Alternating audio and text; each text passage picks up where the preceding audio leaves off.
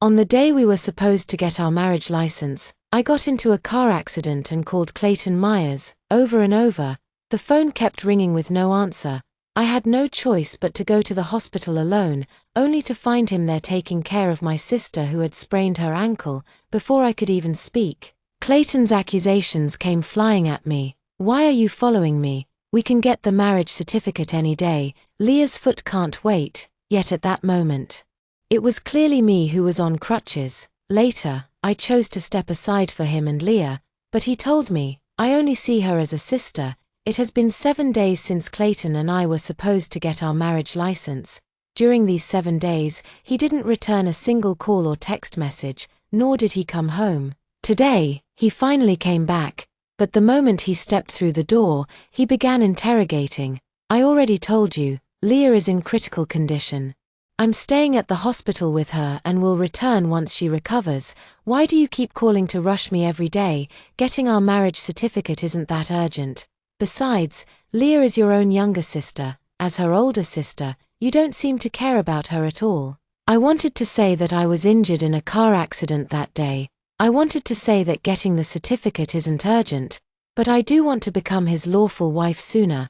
I wanted to say that actually, I was just worried about him. But Clayton didn't give me this chance. "By the way, you said you were in a car accident at the hospital that day, but you look perfectly fine now. Were you lying to me?" He stared at me with suspicion all over his face. If he had just bent down slightly and rolled up my pant leg, he would have seen the bandage wrapped around my calf, but he didn't. When we first moved in together, I once accidentally tripped at home and bruised my leg on a stool, leaving a small blue mark. Clayton saw it and was so distressed that he shed tears. That very night, he stayed up all night wrapping the edges of all the furniture in the house. Now, just 3 years later, even though I'm clearly hurt, he chooses to turn a blind eye. Perhaps noticing my expression wasn't good, he softened his tone again. "All right, honey, I know you just care about me too much. Let's not fight, okay?" In the past, I would have made a big scene, poured out all my grievances, and then forgiven him, but now, seeing the indifference in his eyes, I gave up arguing with him and simply nodded calmly, but he still wouldn't let me off. "By the way, find some time today to tidy up the guest room. Leah is being discharged tomorrow. I'll pick her up and she'll stay with us for a few days." I froze in place. Clayton knew perfectly well, my relationship with Leah Stone couldn't be worse. I originally lived in a happy family, with loving parents and a well-off household, but Leah's appearance changed everything. During my college years, my once loving parents began to argue. Later, I found out it was because my father had another wife and daughter outside. I also overheard that his other daughter, Leah, was being raised in an orphanage. Out of curiosity, I wanted to go see her. It was there that I met Clayton, who grew up in the orphanage. After entering university, he would return every weekend to do volunteer work as a way to repay kindness. Later, at the orphanage, Leah I didn't interact with much. But I became good friends with Clayton. He was positive, uplifting, and had a vitality that attracted me. Gradually, my mother stopped arguing with my father. I thought they had reconciled and everything would return to normal, but on an ordinary weekend, my mother jumped from a building and couldn't be saved despite rescue efforts. During that dark time, it was Clayton who accompanied me. Under his care, I gradually emerged from the shadow of losing my mother. Not long after my mother passed away, my father married Leah's mother and brought them home. From then on, Leah and I became sworn enemies. Clayton knew better than anyone how much I hated Leah, yet now he wants to bring Leah to live in our house. Leah would come into my house and, relying on our stepmother's favor, always bullied me. After I got together with Clayton, I often complained to him about it. Back then, he would join me in scolding Leah and promised that after graduation, he would work hard to ensure no one could ever bully me again. He truly kept his word. Right after graduation, he landed a job at a top-tier company with a handsome salary and immediately moved me out of that unbearable home. After I graduated, when I joined the family company at an entry-level position to reclaim the shares my mother left me, it was Clayton who personally guided me through the ropes of the corporate world. Later, My father was unhappy that I had found a boyfriend without a family background and forced me to break up. Leah unexpectedly took my side and pleaded with my father, allowing Clayton and me to stay together. Out of courtesy, I took Clayton to treat Leah to a meal, but that was all. That was when they first met. If I had known how close Clayton and Leah would become later, I would never have introduced them to each other. Despite my repeated attempts to stop her, the next day Leah still moved into my house. Clayton started ordering me as soon as he walked in. "Honey, hurry up and prepare breakfast for Leah. The doctor said she needs to rest well, so make sure to cook something nutritious for her." Not wanting to argue with Clayton, I said there was an emergency at work and got ready to leave. Leah grabbed my sleeve and said tearfully, "Sister, do you not welcome me? It's the weekend today, and there's clearly no work. If you don't want me here, I'll leave right now. Please don't be upset." Clayton exploded upon hearing this. "Noah, Leah is sick, and you won't even help make breakfast. How can you be so spoiled?" I was so angry I almost laughed. I looked straight at Clayton. "Whether I'm spoiled or not, shouldn't you know best?" When we first moved in together, to give Clayton a surprise, I thought long and hard and finally decided to cook for him. I spent a long time learning how to cook, and my hands got injured many times. Finally, on his birthday, I successfully prepared a lavish dinner and a birthday cake.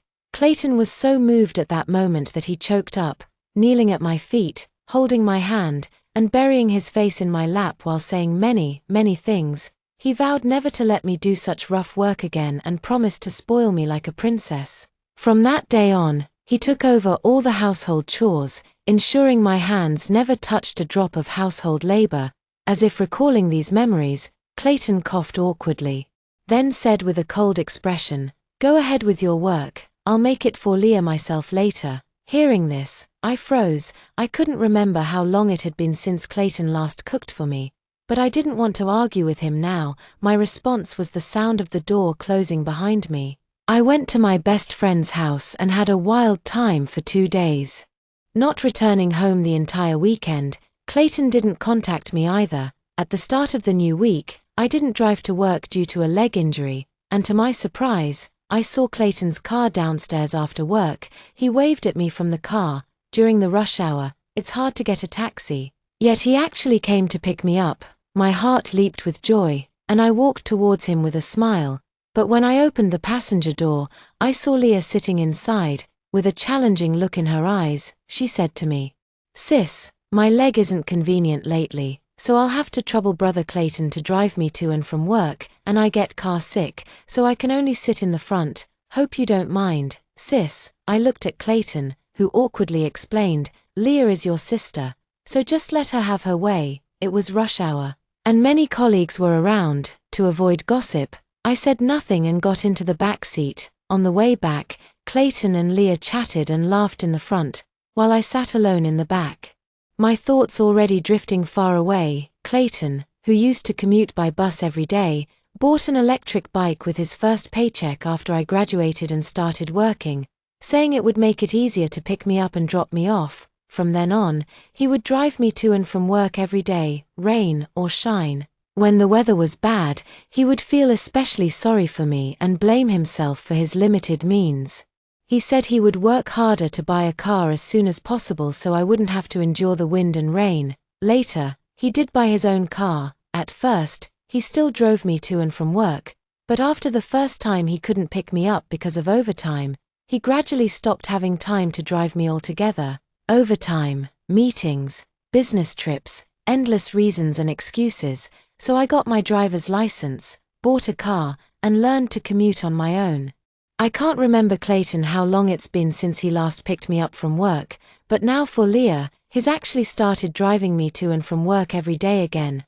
Though angry, a free driver is too good to pass up. Just like that, a week passed, Leah's foot finally healed, and she returned to her own home. Clayton told me he had scheduled their marriage registration for this weekend. I thought, let's give each other another chance. I believed everything would return to its original course. The day of the appointment registration arrived quickly, and everything was ready. Just as we were about to leave, Clayton's phone rang. He returned after answering the call, looking visibly upset. It turned out there was an issue with the new project he was responsible for, and the client was demanding accountability.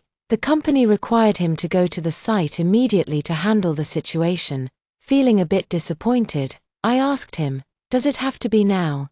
He coughed uncomfortably and suddenly raised his voice, saying, "Noah, can't you be more understanding? This is work, not a game." I don't know why he got so angry. It took me a long moment to react, and I replied awkwardly, "Oh, okay, go ahead." I turned to head back to the room, and as I passed by Clayton, he hugged me. "Honey, I'm sorry. I shouldn't have lashed out at you.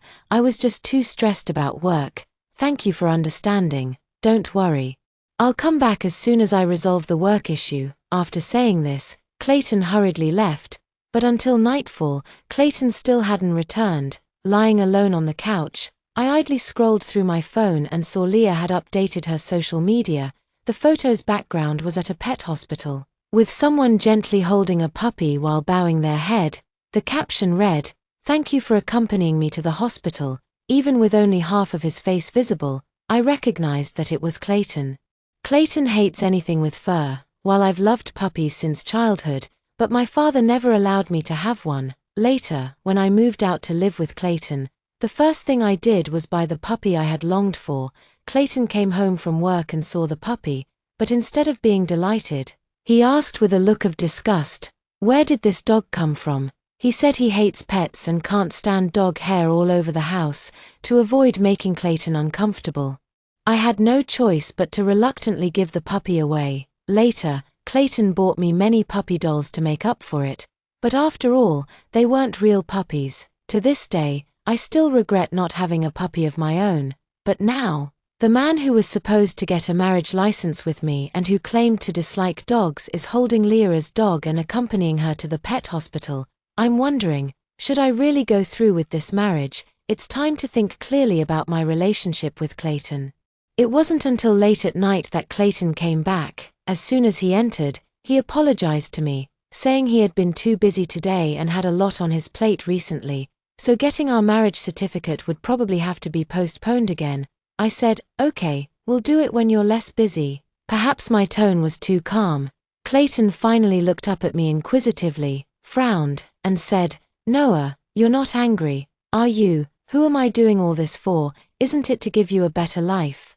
How interesting. Clayton gave me his salary card when he first started working, saying he would work hard to give me the best life. But later, as he got promoted and I joined the family company, he took the salary card back. He said at the time, "Honey, I know you're an independent person, so I'll take the salary card back for now. If you ever need anything, you can always come to me. Remember, I'll always have your back." And since I started earning my own income, I've never asked him for a single penny. I laughed and said, "Is it really for me?" "Seems like it's for Leah." Last month, for Leah's birthday, Clayton bought her the limited edition bag she had been eyeing for a long time. I even had a fight with Clayton over it. Clayton explained that because Leah is my sister, he bought it out of respect for me, and even called me petty. But Leah and I are like oil and water.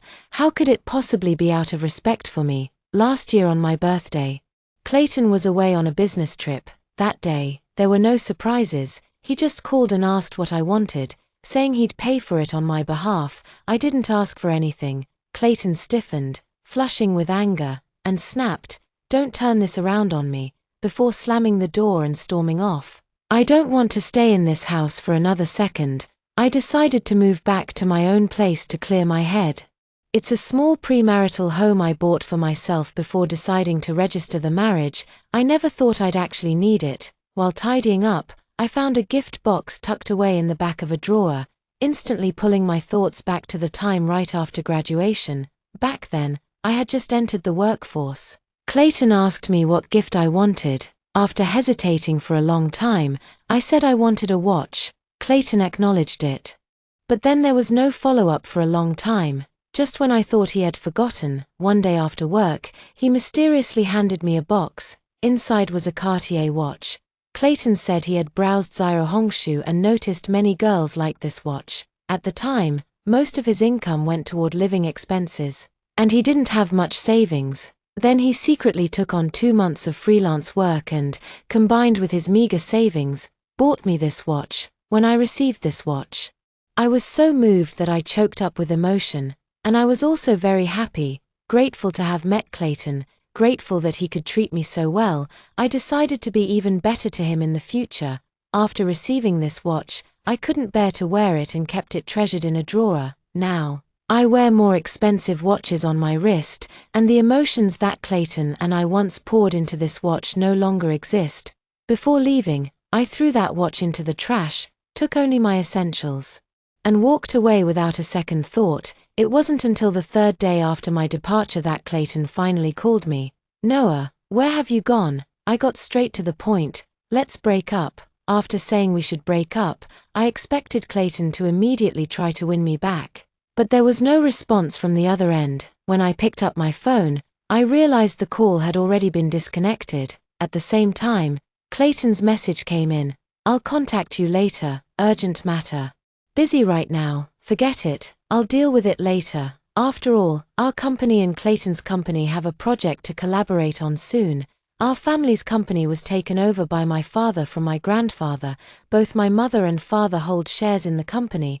My mother made a will early on, and after her passing, all the shares under her name were transferred to me. After graduating, I joined the company starting from the grassroots level. Later, Leah also joined the company after her graduation, and the two of us gradually became locked in fierce competition within the company. Recently, I've been gradually gaining prominence at the company, so my father and stepmother wanted to suppress me by assigning me a challenging project. Coincidentally, the client for this project was Clayton's company. I thought, I'll just wait until the project is over, so I threw myself wholeheartedly into the work, telling Clayton that I would stay near the company if I had to work overtime. At first, Clayton said I had finally grown up and wasn't clinging to him anymore, but gradually, he felt that I seemed to have changed, no longer asking after him or initiating contact, which made him somewhat uneasy. A week later, Clayton unusually came to pick me up from work,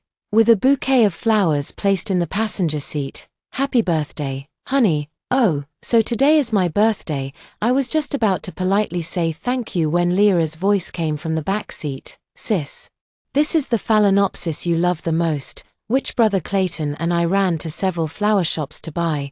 Do you like it? Brother Clayton is so good to you." Only then did I notice Leah in the back seat. "But I've never liked phalaenopsis orchids." I forced a smile. "Thank you for the trouble. But I don't like phalaenopsis orchids at all. Give them to Leah," I said as I carried the bouquet to the back seat. Leah stiffened, then her eyes reddened. "Sister, are you still angry with me?" Truthfully, I wasn't angry at all. I had long stopped caring about Clayton and Leah, but Clayton didn't see it that way. He yelled, "Enough, Noah. Leah and I kindly threw you a birthday party. Why are you throwing a tantrum?" I looked at Clayton with confusion and said, "If you're sick, go to the hospital. Oh, by the way, I suddenly remembered I have some unfinished work. I'm heading back to the office. Thanks for the flowers, but I won't be joining you," I said before closing the car door and walking towards the company.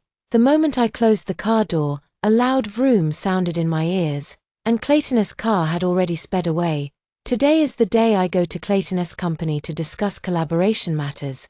After I finished presenting my proposal, there was a round of applause from the audience, and I thought the project was in the bag. But when I looked at their project manager, I noticed he was frowning tightly, with a disapproving expression, and I felt a faint unease in my heart. Sure enough, during his concluding remarks, he spoke at length, and just as he was about to outright reject my proposal with a single sentence, a knock was heard at the door. It turned out to be Leah, who said she had a more sincere proposal on her end. In the end, thanks to Leah's new proposal, our company successfully secured the project.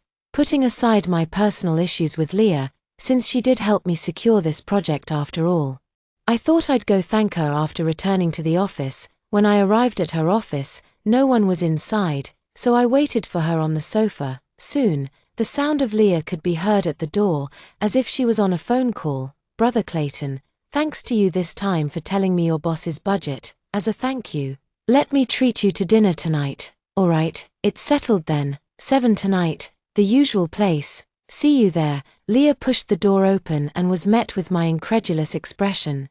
No wonder Leah's proposal was so perfect. It turns out Clayton had secretly helped her, because I wanted to win so badly. I even approached Clayton for this project, the only time I ever asked him for help, but what did he say at the time?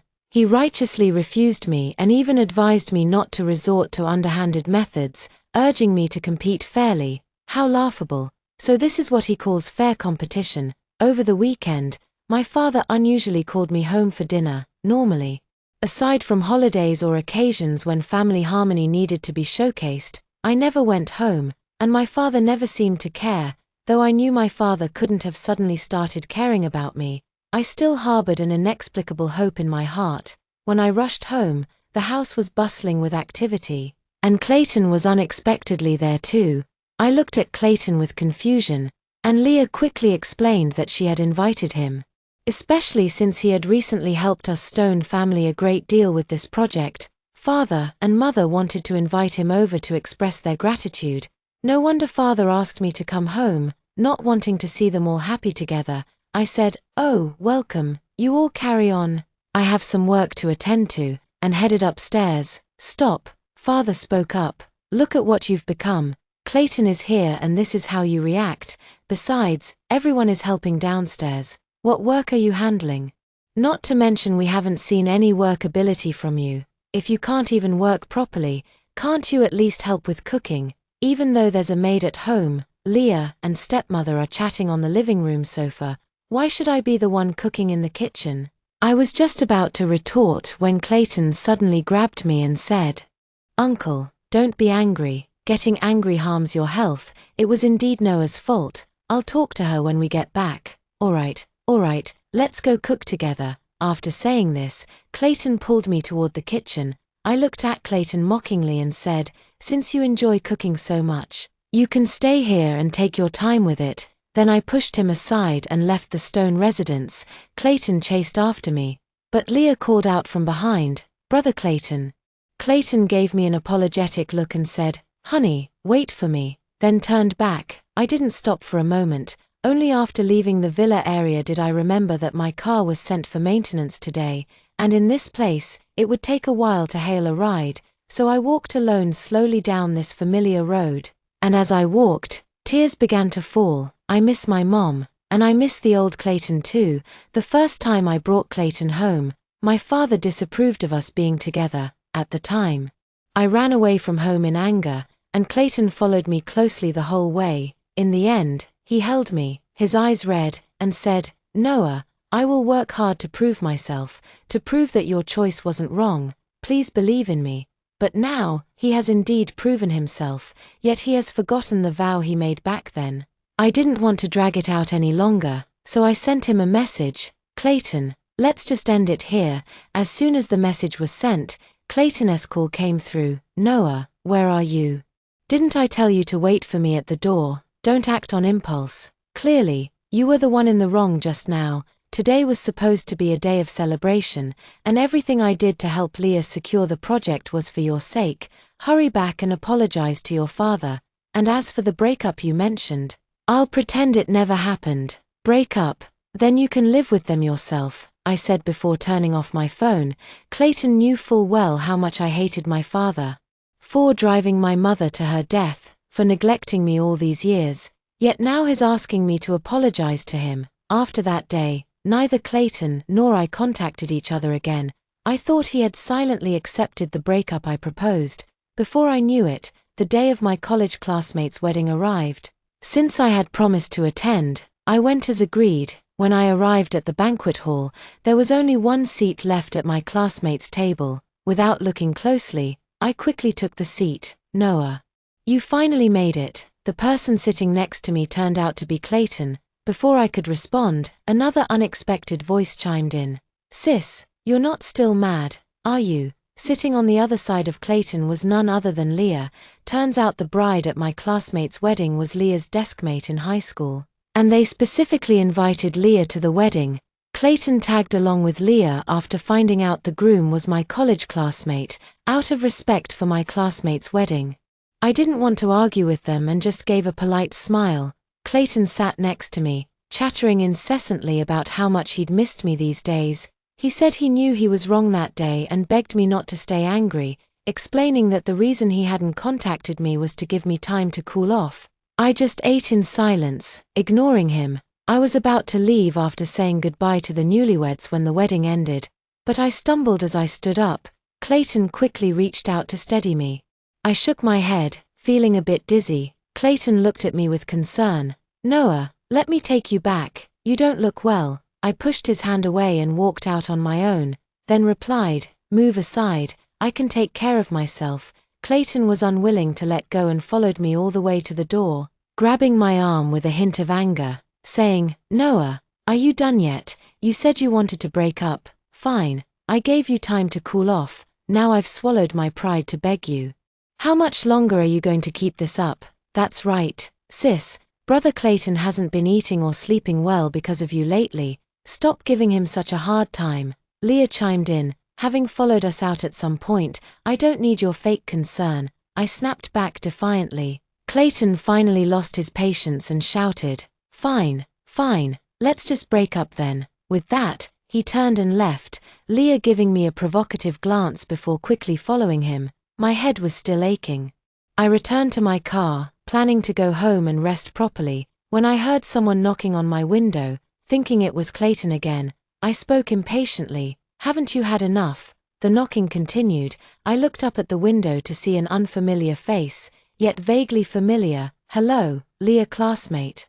I noticed you weren't feeling well earlier. It's best if you don't drive in your current condition." Seeing my puzzled expression, he continued, "Oh right, you might not remember me. I'm Mitchell Dean, also from a university, 2 years your junior. I'm a doctor now and can conveniently take you to our hospital." After saying this, he took out his business card. His explanation jogged my memory. I had indeed seen him at the banquet earlier. My headache was unbearable, so I tossed him my car keys and moved to the back seat. Then Mitchell drove my car away slowly from the hotel, unaware that Clayton was watching everything from his own car. On the way, a new message came through on my phone, from Clayton. "Noah, have you thought it through? Are you really sure about breaking up?" I silently muttered idiot, then deleted the message and his phone number. Mitchell took me to the hospital. The doctor said it was just exhaustion from overwork recently, nothing serious, and advised me to rest properly for a while to recover. After leaving the hospital, Mitchell offered to take me home, but after some thought, I declined. Mitchell took a step back. "Then how about exchanging contact info? That's not too much to ask, is it?" In the end, I added him as a WeChat friend. Time flew by, and before I knew it, a month had passed. Over this month, my relationship with Mitchell gradually grew closer. I learned that he had actually known me since his first day as a freshman. Back then, he had come alone to study in a new city. After taking a taxi from the high-speed rail station to the school, he realized his wallet and phone had been stolen.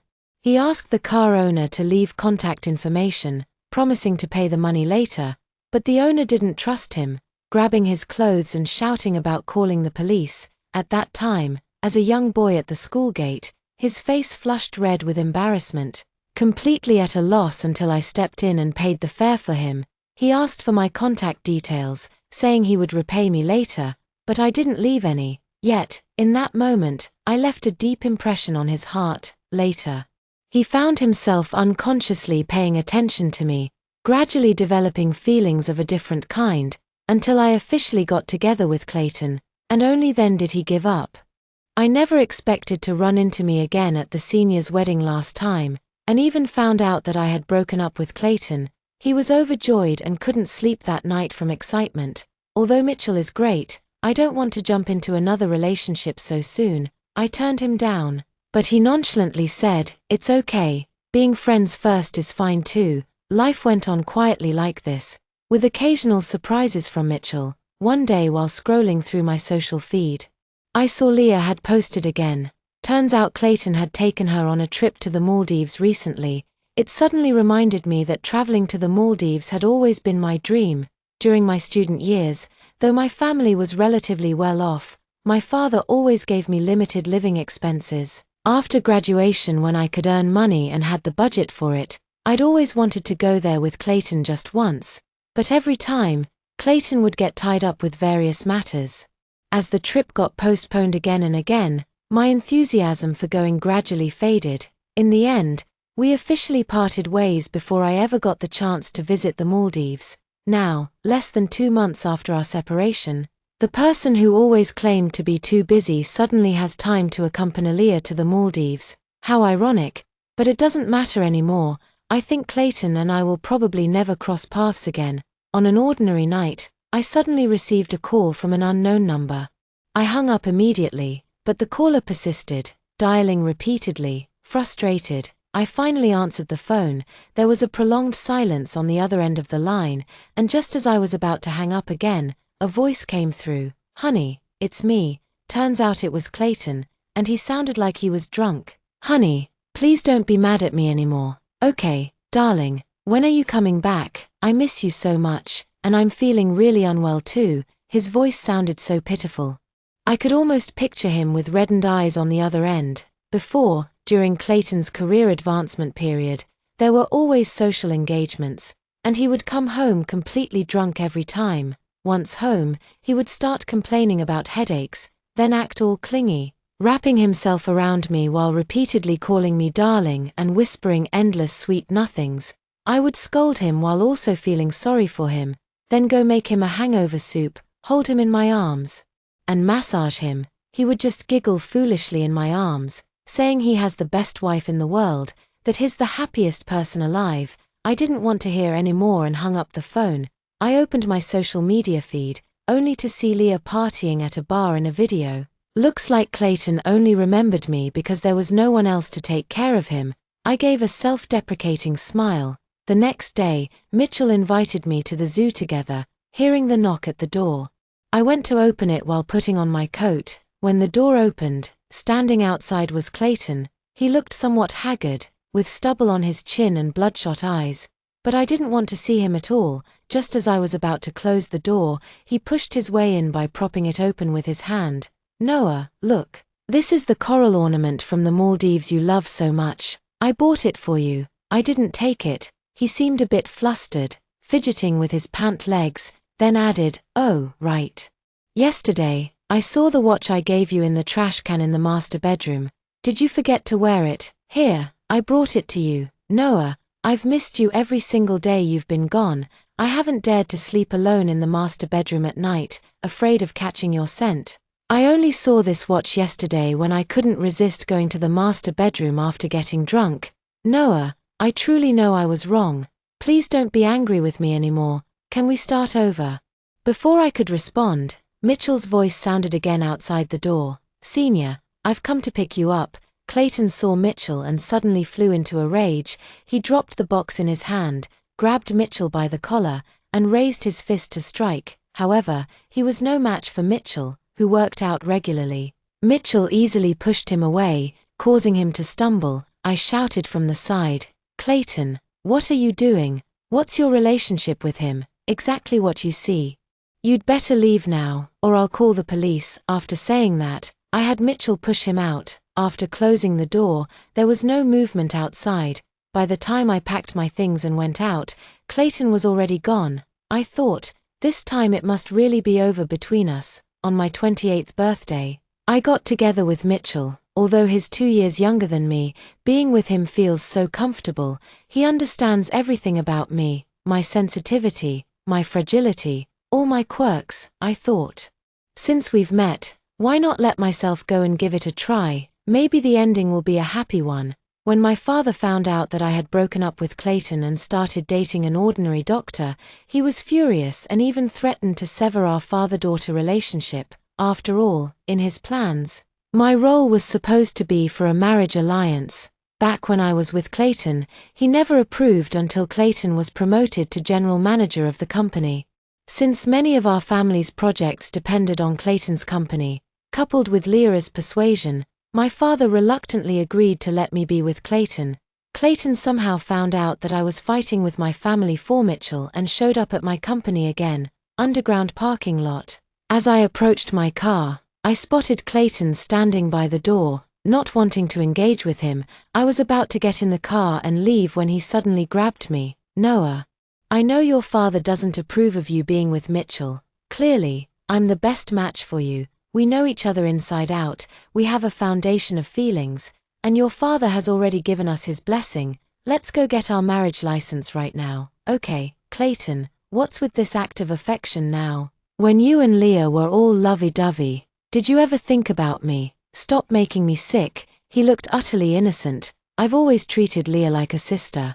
Taking care of her was only because of you. Oh, so you're really good at taking care of her. Huh, so good you took her straight to bed. He was startled, seemingly caught off guard that I knew, and instinctively retorted, that was just an accident. He was about to say something more when someone emerged from the back seat of my car. It was Mitchell. Myers always has time to explain things here, but you'd be better off taking care of your dear sister. Clayton, furious, shoved Mitchell.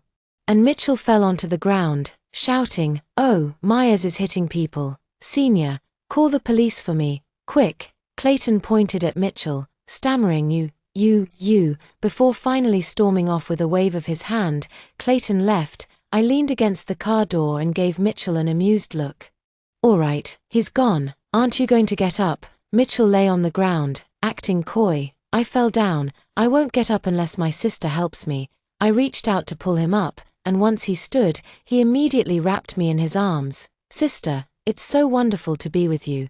Thank goodness Clayton was blind, letting me stumble upon such an incredible stroke of luck. I nestled in his embrace, quietly listening to his heartbeat, and thought to myself, so this is what happiness feels like.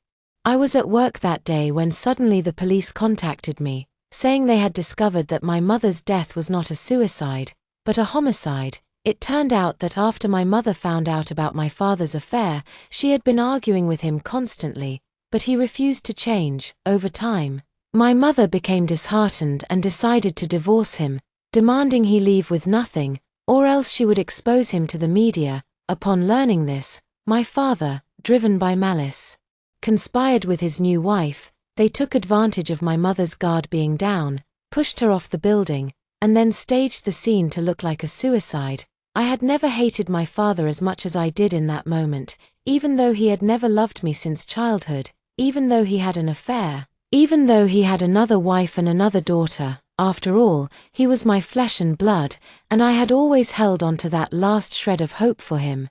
But now, that glimmer of fantasy has ultimately shattered. Soon, my father and stepmother were arrested by the police. Whether out of guilt towards my mother or not, my father transferred all his shares under his name to me. After being imprisoned, his only hope in prison was that I would visit him, but I didn't go.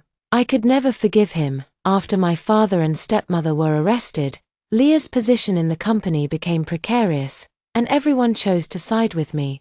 I heard that Leah also went to see Clayton, hoping Clayton would help her get a job at his company, but Clayton refused, saying he wouldn't help the child of a murderer. Leah went crazy after returning home. However, I no longer cared or was concerned about any of this. A year later, Mitchell and I got married.